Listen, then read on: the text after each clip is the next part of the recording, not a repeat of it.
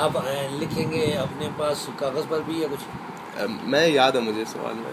اچھا پہلا بسم اللہ الرحمن الرحیم. آج آپ اپنا انٹروڈکشن دے دیں کہ آپ کہاں سے ہیں, کہاں سے آپ نے تعلیم حاصل کی, ابھی آپ کے آگے فیوچر میں کیا پلانز ہیں, کیا کرنا چاہتے ہیں, اور آپ ابھی کون سے کام کر رہے ہیں. الحمدللہ رب العالمین والصلاة والسلام علی رسول الامین. اما بعد, میں اسی علاقے ہزروں کا رہنے والا ہوں. میری پیدائش یہ جو ہزروں کا ایک محلہ ہے, اسی محلے میں میری پیدائش ہوئی ہے 1957 میں, 25 جون 1957. شناختی کارڈ وغیرہ میں وہ غلطیاں ہو جاتی ہیں, لیکن یہ جو سعید والد صاحب کے ہاتھ کی لکھی ہوئی 25 جون 1957. شناختی کارڈ میں مہینے کا کچھ فرق نہ لگا ہے, 1957 ہی اس میں. تو اس کے بعد بچپن میں دیوبندیوں کے پاس پڑھتا رہا. 1972 میں صحیح بخاری پڑھ کر میں اہل حدیث ہو گیا تھا, وہ ترجمہ پڑھ گیا. اس وقت مجھے پتہ نہیں تھا کہ اہل حدیث کون ہے. بعد میں وہ, کیونکہ لوگ میرے استاد مجھے کوئی کہتے تھے غیر مقلد ہے, کوئی کہتے تھے غیر مجلد ہے, کوئی اور بھی کیا کہتے تھے. تو پھر پتہ چلا کہ اہل حدیث بھی کچھ لوگوں نے. پھر رابطہ کیا, پھر حدیث کی اور کتابیں لی. پھر 1978 میں میرے ایک کزن اہل حدیث ہو گئے تھے میرے ساتھ. تو بعد میں اس طرح کالج بھی پڑھتا رہا ہوں. دیوبندیوں کے پاس کافیہ تک میں نے کتاب پڑھی, ناو کی جو کتابیں ہیں کافیہ تک پڑھی. جب شرح جامی پڑھنے کے لیے گیا تھا مولوی عبدالرؤف کے پاس, تو اس نے کہا تھا کہ میں جو ہے غیر مقلدوں کو نہیں پڑھاتا, شرح جامی نہیں پڑھ سکتا. تو حدیث کے ساتھ بچپن سے شوق تھا, اسماء و رجال کے ساتھ بڑا شوق تھا. تو میں ڈکشنری بھی رکھ کے الفاظ جو ہے وہ یاد کرتا تھا. پہلے اس سے مجھے انگریزی کا شوق تھا, ایم اے انگلش کی میں تیاری کی تھی 1978 میں. تو اس کی شوق کی انتہا یہ تھی کہ میں نے کتابستان کی جو ڈکشنری تھی نا, یہ یاد کر لی تھی. جتنے الفاظ ہیں سارے یاد کر کے پھر میں ڈکشنری دے دیتا تھا. اور جو میرے کزن تھے نا جو اہل حدیث ہوئے تھے, جاوید اقبال, انہیں میں دیتا تھا کہ یہ ڈکشنری پوچھو مجھ سے یہ کیا کون سے. اس زمانے میں تازہ اخبار چلی تھی مسلم, وہ میں پڑھنی شروع کی. پھر وہ ختم ہو گئی, انگلش اخبار ہی پڑھتا تھا, لیکن حدیث کے ساتھ شوق زیادہ ہو گیا تھا. تو پھر میرے پاس عربی دوست بھی آنے شروع ہو گئے. پھر ہم چلے گئے شیخ بدی کے پاس, کچھ عرصہ رہے. پھر دوبارہ گیا محب اللہ شاہ صاحب کے پاس, تو ان سے اجازت حاصل لی, کچھ عرصہ پڑھا ہے. وہ مصروف ہوتے تھے اپنی سیاسی کاموں میں. جمعیر کے جو پروگرام ہوتے تھے علماء کے لیے یہ مصیبتیں پڑی. وہ تفسیر بھی لکھاتے تھے. تو جب وہ وہاں گھر میں ہوتے تھے لائبریری میں, تو وہ تفسیر لکھواتے تھے, وہ ان کی مصروفیت ہوتی. تو میں بہت تھوڑا وقت ملتا تھا ان کے پاس استفادے کا. پھر چونکہ میں ایم اے انگلش بھی کر چکا, ایم اے عربی بھی کر چکا تھا پنجاب یونیورسٹی سے, اور ایم اے اردو بھی, ایم اے اسلامیات بھی. تو اس بنیاد پر جامعہ امام بخاری میں نے داخلہ لیا تھا. حافظ عبد المنان نور پوری رحمہ اللہ استاد تھی, ان کی حمایت حاصل تھی. عبدالسلام بٹوی صاحب, حافظ صاحب حافظ اللہ, ان کی بھی حمایت تھی. 1990 میں نے پھر وہاں امتحان دیا جامعہ میں. میرے ساتھ نصر جاوید صاحب بھی تھے لشکر کے بعد, سیف اللہ قصوری صاحب بھی تھے.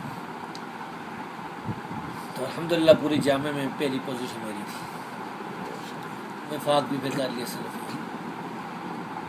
یہ باقی جو حدیث کی اجازات ہیں وہ مختلف علماء سے حاصل کیے میں نے. شیخ بدی الدین رائدی, شیخ محمد اللہ شاہ رائدی, شیخ فیض الرحمان سوری, جنہوں نے بیہقی کی جو رد لکھا ہے نا ابن ترکمانی نے الجر النقی, اس کا انہوں نے جواب لکھا ہے، اور یہ جواب ابھی ہمارے پاس موجود ہے، یہاں کہیں پڑھا، یہ پڑھا، یہ جیلم والے انہوں نے بھیجا ہے انشاءاللہ، یہ شاہ علماء عرب والے۔ اس کے علاوہ مولانا طاولہ حنیب مصر، ان سے بھی میں نے اجازت لی، شیخ عبدالغفار حسن رحمانی صاحب ان سے بھی لی، حافظ عبدالرحمن نورپوری صاحب سے بھی لی، شیخ ابوالرجال سودروی تھے میرے استاد تھے، مولانا صدیق سرگودی صاحب کی شاگرد تھے، ان سے بھی لی، ان سے بلکہ میں نے بہت پڑھا ہے، بہت فائدہ اٹھایا۔ مولانا صدیق صاحب سے میری ملاقات ہے، میں گیا تھا سرگودے، اور ان سے بہت سی باتیں اسماء و رجال کی پوچھی تھی، موجودہ معاصرین کے بارے میں، اس زمانے میں مجھے شوق تھا پڑھنے، تو میری کتاب انوار صبیر میں لکھی ہوئی وہ ساری چیزیں۔ اب جو میں کام کر چکا ہوں حدیث کی کتابوں پر، اس میں سنن اربعہ پر کام میرا مکمل ہو چکا ہے، اسی طرح بہت سی حدیث کی کتابیں، مثلا شمائل ترمذی، جز الرجدین، جز القرات وغیرہ، اور بہت سی جو کتابیں ہیں وہ میری تحقیق سے چھپی ہوئی ہیں، مسلم مہدی بھی اب انشاءاللہ چھپنے والی ہے، پروف آخری پروف پڑھا جا رہا ہے، صحیح ابن خزیمہ کی تحقیق بھی ہو چکی، تو یہ آپ دیکھ سکتے ہیں نور العینین کے مقدمے میں یا شمائل ترمذی۔ آئندہ بھی میرے یہی منصوبے، میں چاہتا ہوں کہ کچھ شرح لکھوں، سنن ترمذی کی شرح لکھ دوں، بعض دوست کہتے ہیں کہ صحیح مسلم کی شرح لکھ دوں، ساتھ ہی گمراہ فرقے جو ہیں جتنے بھی، چاہے شیعہ ہیں، چاہے دیوبندیہ ہیں، بریلویہ، مرجئہ، جہمی، سب کے رد بھی لکھے ہیں میں نے، مسلک اہل حدیث کا دفاع کیا ہے، صحیحین پر جدھر حملہ ہوا ہے اس کا بھی جواب دیا ہے، تو یہ کام بھی کیا کافی، تو وہ میری مقالات میں چھپے ہوئے ہیں، مقالات کی اب چھٹی جلد بھی تقریباً 500 صفحات ہو چکے ہیں، تو میں انشاءاللہ جب آؤں گا نا دورے سے، یہ جو رمضان میں دورہ کرانا ہے، انشاءاللہ اس کا بھی مسئلہ ہو جائے گا۔ دیر میں دیر کا جو ضلع ہے نا، اس میں دیر کے دو حصے، ایک کہتے ہیں دیر پائیں نیچے والا، اور ایک دیر بالا، ضلع دیر بالا جو ہے اس میں ایک علاقہ ہے جسے کوہستان کہتے ہیں، ایک کوہستان تو ادھر بھی ہے نا ناران بشام کی طرف، وہ نہیں، یہ دیر کوہستان ہے،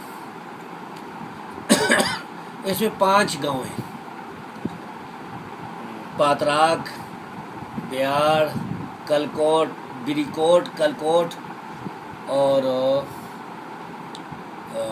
تل، لاموتئی بھی ہے، 5-6 یہ جو ہے علاقے ہیں نا، یہ کوہستانی قوم کے، اس کی ان لوگوں کی اصل کیا ہے یہ اللہ ہی جانتا ہے، نورستانی زبان سے بھی ان کی زبان کچھ ملتی ہے، اور کچھ کلاش قوم جو ہے چترال کی، کیونکہ ان لوگوں کی جو شکلیں ہیں عام لوگوں کی طرح مان جیسی نہیں ہے، آپ شہر ان کو بھی دیکھ لینا، عام لوگوں کی طرح ان کی شکلیں نہیں، تو اس علاقے میں وہ اپنی مادری زبان بولتے ہیں، لیکن یہاں اب دوسری 2 قومیں اور بھی آباد ہیں، پشتون بھی آباد ہیں اور گجر بھی، تو وہ علاقہ جو ہے ہمارا بہت پرامن علاقہ، وہاں میرے بہت سے شاگرد ہیں 15-20 سال سے، بچے نے 13-14، تو ادھر میں نے دور کر ٹھنڈے علاقے میں، ویسے یہ بھی بہت امن والا علاقہ، وہاں گاڑی کی کوئی چوری نہیں ہوتی، کبھی ہم نے نہیں سنا گاڑی چوری ہوئی ہو، ڈاکے نہیں ہوتے کبھی، کوئی ڈاکہ کبھی بھی نہیں ہوا۔ تو وہاں پہ آپ کس زبان میں تھے؟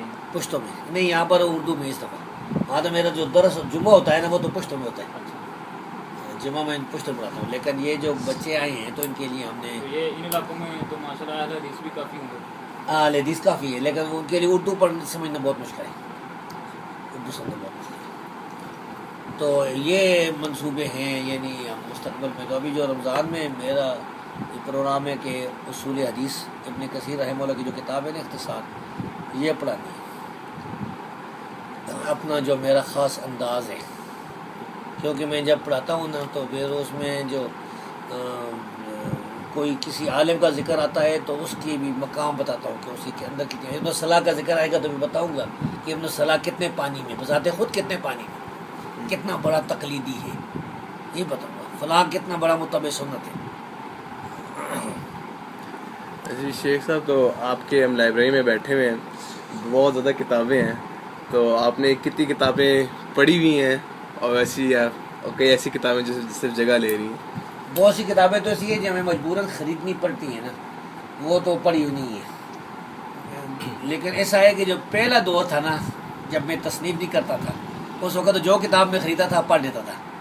آج کل بھی تقریباً میں ڈیلی کم از کم ایک کتاب تو پڑھ لیتا ہوں، یعنی مغرب کے بعد عشاء کے بعد مطالعہ روز کرتا ہوں.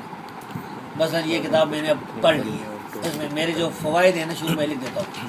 ہاں جی، جو تو عصری صاحب کی مقام صحابہ میں نے پڑھ لی ہے. یہ جو مثلا مصنفات پڑھی ہے نا، یہ ابھی پرسوں ہی آئی ہے، یہ سامنے یہ 15-16 جلدوں میں جو ہے، یہ ہمارے علم کے مطابق پورے زمین پر مصنفات کا سب سے صحیح نسخہ ہے. یہ ڈاکٹر معبد عبدالکریم مصری جو ہے نا، اس کی یہ تحقیق ہے. اس نے کو 38 کے قریب نسخے جو ہے نا مصنفات کے وہ اکٹھے کیے. تو آپ نے ٹوٹل کتنی ابھی سمجھتے ہیں کتابیں پڑھ لی ہوں گی؟ تو یہ نہیں پڑھی، یہ ابھی تک پڑھی. یہ نہیں. اچھا اچھا. اس کے پڑھنے کی ضرورت نہیں، حوالے کے لیے پیش ہوگی نا. مسند احمد خود پوری پڑھی، اچھا. وہ میرے پاس جب پرانی 6 جلدوں بھی تھی نا. اب تو جب ضرورت پڑے گی تو ادھر دیکھیں گے نا کہ اس میں کون سا والا، اس میں کوئی 100 کے قریب 100 سے زیادہ حدیثیں اضافہ ہے جو مسلمان میں موجود نہیں ہے. تو یہ سیر علام النبلاء مثلا میں نے ساری پڑھی اور 2 دفعہ پڑھی، 2 دفعہ پڑھی. کچھ کتابیں جو ہے 7 دفعہ پڑھی. تنقیل جو ہے 7 دفعہ پڑھی ہے، اس کی پہلی جلد. اور باقی جو ہے حدیث کی کتابیں تو تقریباً ساری پڑھی ہے نا. جو نئی نئی آ رہی ہیں اس میں بھی میں وہ کتاب جو تازہ آتی پڑھ لیتا ہوں. مثلا میں ابھی لایا ہوں نا ایک مدینہ سے کتاب الحنائی، حنائیات، جس میں کلمہ طیبہ جو ہے نا صحیح سند سے موجود ہے، وہ ساری پڑھ لی اور سب پر میرے فوائد لگے ہوئے. کتابوں میں آپ یہ دیکھیں گے میری جو کتاب اٹھائیں گے نا، اس کے شروع میں اگر لکھا ہوا ہوگا تو مطلب میں نے کتاب پڑھی، اگر لکھا ہوا نہیں ہوگا تو نہیں پڑھی. وہ تازہ خریدی ہوئی ہے. بعض اوقات ایسا ہوتا ہے نا کہ اب اس کو پڑھنے کا فائدہ کوئی نہیں، کیونکہ یہ مسلمان تو پہلے سے پڑھ چکا ہوں اور نہ کوئی اتنا ٹائم ہے اس کا. شیخ اندازاً کتنی کتابیں آج تک آپ پڑھ چکے ہیں؟ بہت زیادہ. میں جب سکول جاتا تھا تو راستے میں بھی پڑھتا تھا، واپس آتا تھا تو راستے میں پڑھتا تھا. اور اس وجہ سے نظر بھی کمزور ہو گئی تھی میری. اور اتنی یہ جب میں تھا نا 8ویں جماعت میں، تو اس وقت سے ابھی تک اتنی ہے. اور اگر آپ کھانا کھاتے ہوئے بھی پڑھتا تھا. اچھا کھانا جس طرح مجھے جوزی جو ہے تو میری والدہ اللہ مغفرت کرے، وہ فوت ہو گئی 18 سال تک عمر. وہ بھی ناراض ہو کرتی کھانا کھا لو، کھانا کھاتے ہوئے پڑھتا تھا. بہت سخت شوق تھا. تو اب وہ شوق کم ہوا ہے. ویسے اللہ رب العزت نے مجھے دماغ اس طرح دیا ہے کہ اگر میں سارا دن پڑھتا رہوں نا تھکتا نہیں. بعض لوگ تو تھوڑی ایک گھنٹہ پڑھیں نا تو وہ بور ہو جاتے، تھکتے ہیں ان کو. ہم تو جب نیند نہیں آ رہی ہوتی نا تو مشکل سے بک لے لیتے ہیں کتاب نا، وہ جب پڑھتے ہیں تو تو وہ میں پڑھتا بھی اسی طرح کے نقطے جو ہے نا وہ ذہن میں بیٹھے جاتے ہیں. بعض ایسی کتابیں ہیں جو لفظ پڑھنی پڑتی ہیں، بعض ایسی کتابیں جو نظر دورانی پڑتی ہیں. اور اگر آپ کو اللہ تعالیٰ کہیں کہ آپ ایسی ایک دعا کریں اور وہ قبول ہو جائے تو آپ کون سی دعا کریں گے؟ میں تو یہ دعا کروں گا کہ رب العالمین جو ہے مجھ پر رحم فرمائے، دنیا اور آخرت میں ہر مصیبت سے وہ بچائے اور معاف کر دے. جنت کا اقدار اس سے بڑی کیا ہے؟ یہ دنیا کی تو عارضی زندگی ہے، دنیا کی میری کوئی خواہش نہیں. اور اگر ایسا کوئی عمل بتا دیں آپ جو اگر انسان کرے، مسلسل کرتا ہے، تو اس سے اس کا ایمان میں بہت زیادہ اضافہ ہو جائے ایک تھوڑے سے وقت میں. سچ بولے اور شرعی احکام کی پابندی کرے. ٹھیک، اس میں ہاں جی، کلیئر کٹ کسی جگہ یہ آتا ہے کہ کون سا ایسا عمل ہے جس کی وجہ سے ایمان جو ہے نا وہ اضافہ ہوتا جاتا ہے، قرآن میں یا حدیث میں؟ مجھے تو یاد نہیں ہے.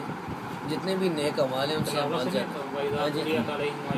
ہاں، قرآن بھی نیک اعمال میں سے ایک عمل ہے، نماز بھی ہے. جتنے نیک اعمال ہیں ان سے تو ایمان زیادہ ہوتا ہے. کوئی صدقہ دے گا اللہ کے راستے میں، اس سے بھی ایمان زیادہ ہوتا ہے. اور میں تجربے کیے ہیں کہ اللہ رب العزت جو ہے نا، جو صدقہ دینے والے لوگ ہیں ان کو اللہ رب العزت اس کے بدلے بہت کچھ دیتا ہے، کبھی مال کام نہیں ہوتا. یہ ساری چیزیں ساری چیزوں کو استعمال کریے حتی الوسع اپنی اپنی طاقت. اور کوئی ایسا عمل بتائیں جو انسان کو بالکل تباہ کر دیتا ہے, بہت خطرناک سا ایسا عمل ہے. بہت سی چیزیں اس میں, کفر ہے, شرک ہے, اس کے قریب جائے گا تو تباہ ہو جائے گا. شرک کی کتنی قسمیں. ہمارے گاؤں کا ایک آدمی تھا نا, اس کا جب باپ مار گیا تو آسمان کی طرف ہوئے تو میرا ہی کار لبا پہ ہے, میرے ہی پیوں مارنے ہیں تو یہ گستاخی, اسے سارے اعمال ضائع ہو جاتے ہیں. اسی طرح جھوٹ بولنا, خیانت کرنا, مومن جو ہے اس کے اندر سارے گناہ ہو سکتے ہیں لیکن جھوٹ اور خیانت نہیں ہو سکتی. تو اس طرح کی بہت سی, ایک حدیث میں آتا ہے نا کہ آدمی بات زبان سے نکالتا ہے اور اس کی وجہ سے 70 سال اس کو جہنم میں گرایا جاتا ہے.